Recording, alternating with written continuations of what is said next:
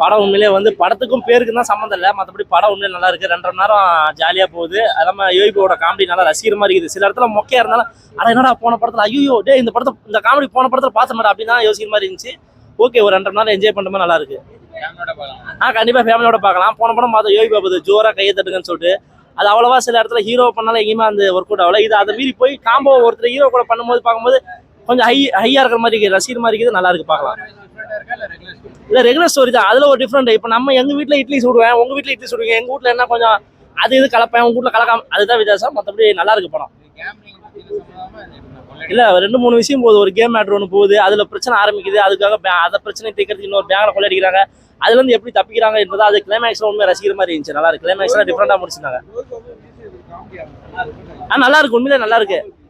அவங்க ஏன்னா இந்த மாதிரி அவர் யோகி ட்ரை பண்ணது நல்லா இருக்கு. ஒரு ஹீரோ கூட ஜாயின் பண்ணி பண்றது நல்லா பெஸ்ட்டாக மாதிரி இருக்குது. ஏன்னா சில சீன் போன படத்துல இந்த சீனை பார்த்தமே இந்த சீன் பார்த்த மாதிரி தான் யோசிக்கிற மாதிரி இருந்துச்சு. சில சீன் ரசிக்கிற மாதிரி நல்லா இருக்கு. ஃபர்ஸ்ட் ஹாஃப் ஃபுல்லாவே லேக்குதாங்க. செகண்ட் ஹாஃப்ல ஓரளவுக்கு பரவாயில்ல, பார்க்கலாம். 10க்கு 7.5 கொடுக்கலாம் சார். ஏன்னா படமே 7.5 கதை தான், அதனால 7.5 மாதிரி கொடுக்கலாம் சார். வாட்சபிளான படம், எல்லாரும் ஃபேமிலியோட பார்க்கலாம், குழந்தையோட பார்க்கலாம், முழுவாமல் இருந்தாலும் பார்க்கலாம். நாளைக்கு டெத்துன்னா கூட இன்னைக்கு படம் பார்க்கலாம், ஆனால் சாக மாட்டாங்க. நல்லா காமெடி ஒர்க் அவுட் ஆகாதுன்னா இவங்க 2 பேருமே நல்ல ஒரு காம்போவாக தானே இருக்கிறாங்க. அதனால இந்த படத்தில் எப்போ 2 பேரும் ஒன்று சேருவாங்க அப்படின்ற ஏக்கமாகவே பார்க்க வந்தது. காமெடியை வந்து ரொம்ப கைத்தட்டி ரசிக்க வேண்டியிருந்தது. நிறைய ஏக்கம். ஆமாம், ஃபர்ஸ்ட் ஹாஃபில் லைட்டாக லாக் இருந்துது, செகண்ட் ஹாஃப் தான் இருக்குது. அது கதைக்காக இருக்குது. சில படத்தெல்லாம் பார்த்தா அப்படி தான் தோணுது. ஆனால் இந்த படம் வந்து லாபம்னு ஒரு டைரக்டர் எடுத்திருக்காரு. அவரும் சமூக தாக்கமாக எடுத்து பார்த்தாரு, வேலை ஆகல, அதனால் சமுதாய தாக்கமாக எடுத்திருக்காரு. கண்டிப்பாக அந்த படம் ஒர்க் அவுட் ஆகும். ஹீரோயின் அவங்களுக்கு கொடுத்த போர்ஷன் நல்லா பண்ணியிருக்கிறாங்க. அந்த இப்போ வந்து இந்த படத்தில் வந்து ஹீரோயின் மாதிரியே தான் இருக்காங்க, லேட்டஸ்ட் ஹீரோயின் மாதிரி தான். ஆனால் படம் வந்து என்ன சொல்லணும்னா சமுதாய விஷயங்கள் எதுவும் இல்லை, அந்த கதைக்கு பேருக்கேற்ற மாதிரியும் எதுவும் இல்லை. ஆனால் ஒருத்தன் கஷ்டப்படுறாங்க, கூட இருக்கவங்க கஷ்டப்படுறாங்கன்னா எந்த அளவுக்கு நம்ம ரிஸ்க் எடுக்கலாம் அப்படின்னு அந்த ஒரு லைன்ல சொல்லியிருக்கிறது ரொம்ப பிடிச்சிருக்கு. விஜய் சேதுபதி அண்ணா எல்லா பர்ஃபார்மன்ஸும் கலக்குவார். இந்த ரோல் அந்த ரோல் இல்லை. தியேட்டரில் டிக்கெட்டு கிழிக்கிற ரோல் வந்து அவர் என்ன வெளியே வண்டி அனுப்புகிற ரோல் வரைக்கும் எந்த ரோல் கொடுத்தாலும் கலக்குவார். அந்த மாதிரி விடுதலை படங்களாக இருக்கட்டும், மகாராஜாவாக இருக்கட்டும், வில்லனாக நடிக்கிற படங்களாக இருக்கட்டும், ஹிந்தியில் போய் காமெடியாக நடிக்கிற படங்களாக இருக்கட்டும், எல்லா போர்ஷன்லையும் கலக்கிற தமிழ் இல்லை இந்தியன் இண்டஸ்ட்ரியிலே ஒரே ஆள் இருக்கானா, அவன் பேர் விஜய் சேதுபதி தான். இல்லை எங்கேயும் டைவர்ட். நானும் பார்த்தேன், ஒருவேளை சூதுகோவ மாதிரி மாறுமா, இல்லைன்னா வந்து சதுரங்க வேட்டை மாதிரி மாறுமா, இல்லை வைராஜா வைன்னு ஒரு படம் வந்து இல்லை அந்த மாதிரி வருமானா, அந்த மாதிரிலாம் இல்லை எதுவுமே. இது வேறு புதுவிதமாக இருந்தது. ஃபுல் அண்ட் ஃபுல்லி மலேசியாவை தான் பேஸ் பண்ணியிருந்தது. ஏன் மலேசியாவில் இருக்கணும், தமிழன் தானே அவனும். அந்த படம் நம்ம படத்தை அவன் பார்க்குறப்ப அவன் படத்தை நம்ம பார்க்கலான்றதுல எந்த தப்பும். மினிமம் கேரண்டினா போர் அடிக்காமல் போகுது, கமர்ஷியலாக இருக்குது. நான் படம் ஒரு இதுவாக இருக்குன்னு தான் நினச்சி வந்தேன், ஆனால் நல்லாவே போயிட்டுருக்கு, நல்லா தான் இருக்குது. ஒரு காமெடி, யோகி பாபு காமெடி அதெல்லாம் ஒர்க் அவுட் ஆயிருக்கு, அதனால போர் அடிக்காமல் போகுது. நார்மல் ஸ்டோரி தான், ஆனால் படம் நல்லா இருக்கு, ஒர்த்து தான். நான் கொஞ்சம் டபுள் மைண்டாக தான் வந்தேன், பட் நல்லாவே இருக்கு. ரொம்ப யோகி பாபு காம்போ நல்லா இருக்கு. சில பேர் சொல்லுவாங்க யோகி பாபு வந்து காமெடி ஆவரேஜாக தான் இருக்கும் சில படத்துலன்னு. இந்த படத்துல நல்லா ஒர்க் அவுட் ஆயிருக்கு, எங்கேயுமே ஆகல. ஃபர்ஸ்ட் ஒரு 10 நிமிஷம் மட்டும் கொஞ்சம் போர் அடிக்கிற மாதிரி இருந்தது, அதுக்கப்புறம் டேக் ஆஃப் ஆயிடுது, நல்லா இருக்கு. ஏஸ் அப்படின்ற ஒரு படம், ஏன்னா அது ஏஸ் சீட் ஆட்டத்துல ஏதோ ஒன்று பண்ண போறாங்கன்னு நினைச்சேன். ஆக்சுவலா பாத்தீங்கன்னா அந்த மாதிரிலாம் ஒன்றும் பண்ணல. அது ஒரு சீன் மட்டும் வச்சிருக்காங்க, அதுக்காக தான் ஃபுல் படம் மாரி வச்சிருக்காங்க. அது என்னன்னு தெரியல. டேரக்டர் வந்து எடுக்கணும்னு சொல்லிட்டு எடுத்து வச்சிருக்காப்புல. மற்றபடிலாம் என்ன சொல்றது, படம் வந்து மலேசியால போயிட்டு ஏதோ திருடுறாங்க, அது போறாங்க, கேட் அண்ட் மவுஸ் வந்து சண்டை மாரி வந்துட்டு இருக்கு.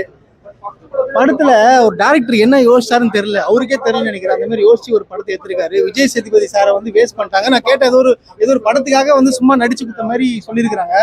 அது அந்த மாதிரி தான் இருக்கு. சும்மா ஒரு ஏதோ நடிக்கணுமே எடுத்து வச்சுக்கிறாங்க. டைம் பாஸ்லாம் பண்ண முடியாது. படம் பாத்தீங்கன்னா 2 ஹவர் போல 5 ஹவர் போல. ஆமா, நானும் உட்காந்துட்டு எப்படா முடிப்பீங்கன்னா இந்த வெப் சீரிஸ்ல வந்து பாத்தீங்கன்னா உங்களுக்கு சீசன் 1 சீசன் 2 வரும். இவங்க மொத்த சீசனையும் கலந்து போட்டு எடுத்த மாதிரி ஃபர்ஸ்ட் வந்து பாத்தீங்கன்னா போக்கர் கேம் காட்டுறாங்க, அடுத்தது பாத்தீங்கன்னா பேங்க் ராபரி காட்டுறாங்க, அடுத்தது பாத்தீங்கன்னா உங்களுக்கு வந்து லாட்டரி சீட்ல வின் பண்றேன்றாங்க.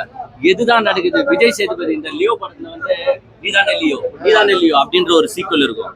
அதே மாதிரி விஜய் சேதுபதிய நீங்க யாரு லாஸ்ட் கேக்குறாங்க, கடைசிலயும் கேக்குறாங்க நீங்க யாருன்னு. அப்ப என்ன பண்றாங்கன்னா written and directed by director பேர் போட்டேன், அவ்வளவுதான்.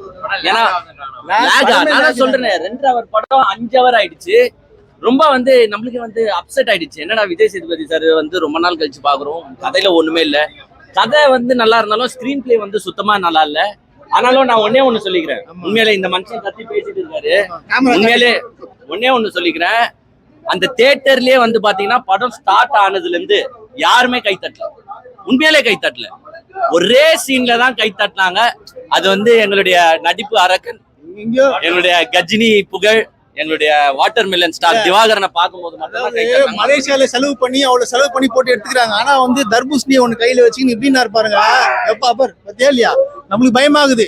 ஏன்னா வந்து வேற லெவல் பண்ணிட்டாப்ல. இப்ப காம்படிஷன் பண்ற மாதிரி இருக்கு யாரு கூடயா. யோகி பாபு காமெடி ஓரளவுக்கு ஒர்க் அவுட் ஆயிருக்கு. யோகி பாபு காமெடிஸ் வந்து கொஞ்சம் சிங்க் ஆயிருக்குங்க. பட் என்னன்னா ஸ்கிரீன் பிளே இல்லாதனால சுத்தமா படத்தை பார்க்க முடியல.